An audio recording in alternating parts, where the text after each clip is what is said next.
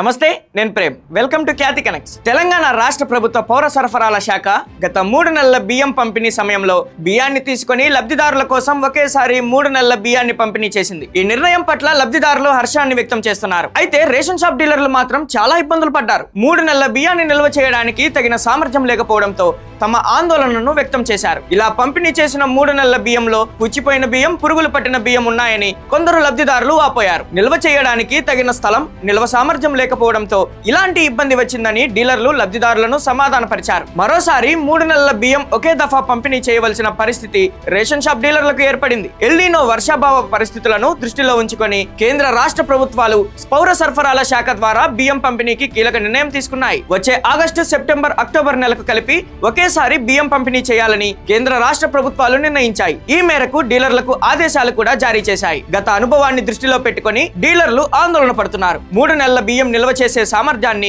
తమకు ఏర్పాటు చేసి బియ్యాన్ని సరఫరా చేయాలని వారు కోరుతున్నారు. లబ్ధిదారులతో ప్రత్యక్ష అనుభవం తమకు మాత్రమే ఉంటుందని, బియ్యం పుచ్చిపోయినా, పురుగులు పట్టినా తమనే నిలదీస్తారని రేషన్ షాప్ డీలర్లు వాపోతున్నారు. తమ సాధక బాధలు పట్టించుకోకుండా కేంద్ర రాష్ట్ర ప్రభుత్వాలు నిర్ణయం తీసుకోవడంతో రేషన్ షాప్ డీలర్లు తమలో తామే మదన పడుతున్నారు. అరాకొరా కమిషన్లతో తమకు ఇల్లు గడవడమే కష్టంగా ఉందని, నిల్వ సామర్థ్యాన్ని పెంచుకోవడానికి తగిన ఆర్థిక స్తోమత తమకు లేదనే వాదన కూడా వినిపిస్తున్నారు. తమకు ముందస్తు సమాచారం ఇవ్వకుండానే అకస్మాత్తుగా ఇలాంటి నిర్ణయం తీసుకోవడంతో గత అనుభవాన్ని దృష్టిలో పెట్టుకుని ఆందోళన చెందుతున్నారు రేషన్ షాప్ డీలర్లు. అయితే రేషన్ షాప్ డీలర్ల అభిప్రాయాలను తెలుసుకోకుండానే పౌర సరఫరాల శాఖ అధికారులు తమ పని తాము చేసుకుపోతున్నారు. ప్రతి రేషన్ షాప్ డీలరు తమ పరిధిలోని కార్డుదారుల సంఖ్యను తమకు తెలియజేస్తే నెలాఖరులోగా బియ్యం మొత్తాన్ని సరఫరా చేస్తామని అధికారులు తెలిపారు. రేషన్ పంపిణీలో ప్రభుత్వం తీసుకువచ్చిన నూతన విధానం వలన రేషన్ షాప్ డీలర్లు సరికొత్త సమస్య ఎదుర్కొంటున్నారు. గతంలో ప్రతి రేషన్ షాప్ డీలర్లకు ఖచ్చితంగా నిర్దేశించిన కొందరు లబ్ధిదారులు ఉండేవారు. అందువలన లబ్ధిదారుల సంఖ్య ఖచ్చితంగా తెలిసేది. నూతన విధానం వలన